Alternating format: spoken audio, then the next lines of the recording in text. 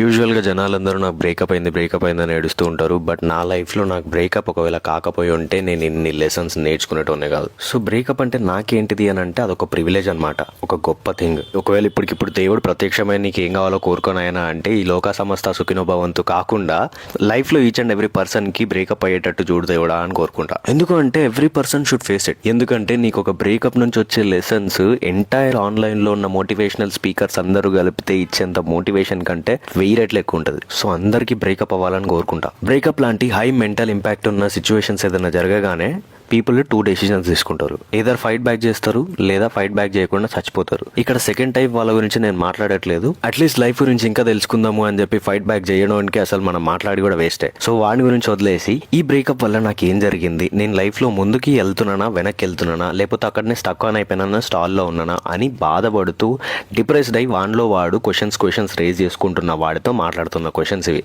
అట్లాంటి పీపుల్ కోసం చేసిన సిరీసే ఇది. అట్లాంటి పీపుల్ తోనే నేను మాట్లాడుతున్నా, వాళ్ళనే నేను అడ్రస్ చేస్తున్నా. ఇక్కడ నేను కింద రాసిన చాప్టర్స్ అన్ని నేను నా సొంతంగా నా లైఫ్ నుంచి నేర్చుకున్న లెసన్స్. ఇదేది చాట్ జీపీటీలో అక్కడిక్కడ తీసుకొని జనరేట్ చేసింది కాదు. ఇది నా స్టోరీలో నుంచి నేను ఎక్స్ట్రాక్ట్ చేసి సమ్ పార్ట్స్ లాగా చేసిన థింగ్స్. దీన్ని కరెక్ట్ గా యూజ్ చేసుకొని నీ లైఫ్ లో జరిగిన ఈ సిచ్యువేషన్ నుంచి నీ లైఫ్ లో ఏం లెసన్స్ నేర్చుకోవాలో అవి నేర్చుకొని నీ ఫర్దర్ లైఫ్ లో దాన్ని పాటించు. God will be with you.